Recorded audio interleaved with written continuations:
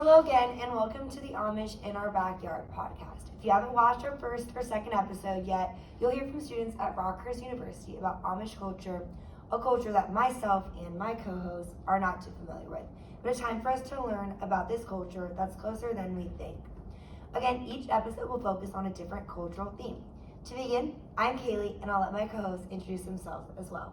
I'm Weedland. Hello, I'm Claire. I'm Joey. And I'm Grace. And we're going to jump right into the topic of intercultural relationships. The first question I always wonder is can they be friends with or different things like that with other people outside of the Amish culture? So the Amish are not exclusive within the Amish community. They can have relationships with people outside the Amish community. However, they're just called the English.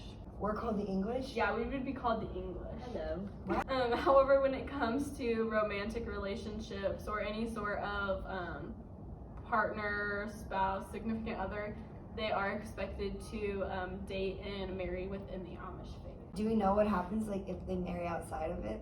Or is that not allowed and they probably would not be part of the Amish? I'm sure if they wanted to marry, it's gonna happen in the Amish church if they do get married to a person within the Amish. But if it's someone outside of the Amish, I'm sure that's a result of shunning. So One of my managers, his family used to be Amish. I mean, he's not Amish at all, I guess, now since his dad isn't, but I guess his dad must have left, so I think they still keep contact with the family that is Amish, so I guess it's not really getting rid of that relationship and kind of cutting that tie.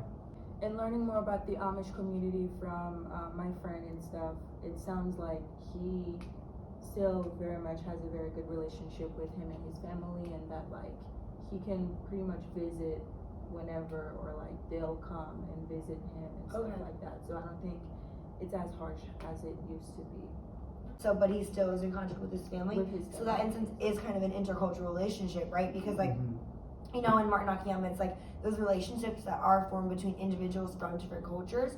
So, in a sense, since he kind of left that community, but he still has a relationship, they still have a relationship with their son as well. Yeah, to jump off that and talk about the intercultural relationships within just the separation of the Amish and the secular world. The Amish have actually diversified in recent times to where now more than 80% of the Amish who are work in small businesses instead of farming. Because now they've realized that they have to outsource some of their work, or the community can benefit from some of their goods. So it's kind of a mutual relationship. They're not completely separating themselves off because they know that they have stuff to offer us and we have stuff to offer them. Yeah. So things that some of the Amish do are raise animals for meat, growing food, making clothes, and then also those delicious little sweets and treats that we can see on the sides of the road sometimes. So they have restaurants and businesses to sell their products, and obviously we can offer services to them as well. Yeah, so you said making clothes, so are they making clothes to where, because you know how we're in this very fast fashion world type of thing, so are they making clothes to where that would fit our style, the secular world? No, I don't think so. I think it would be more of their clothes for themselves, but they probably have to get the yarn and the thread from outside in the secular world. But that does broaden their social circles and creates those intercultural relationships that we're talking about, Yeah, a lot of Amish communities in their small towns that they're located in have a really good relationship with the people of the small town.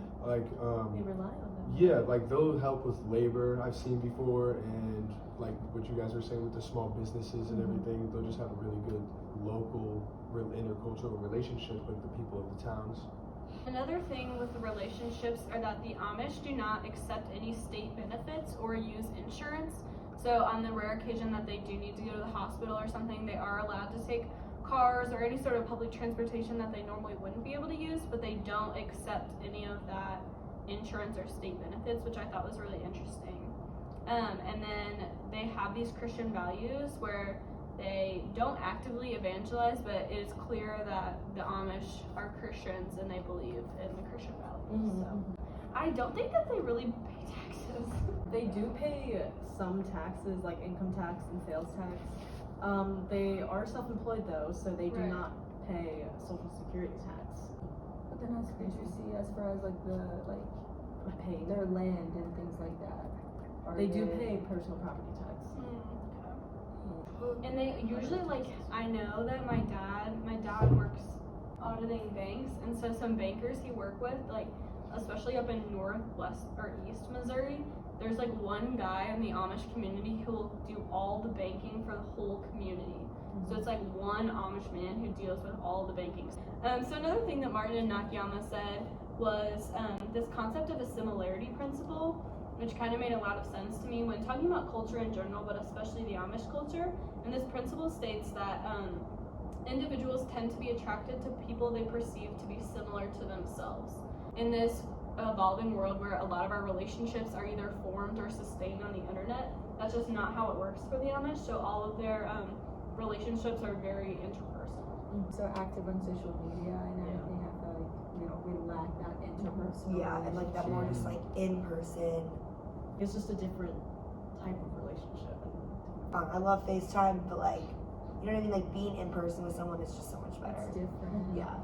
All right, well, that's a wrap for this episode. Again, signing off, I'm Kaylee. I'm Wheatland. I'm Claire. Joey. And I'm Grace. See you next.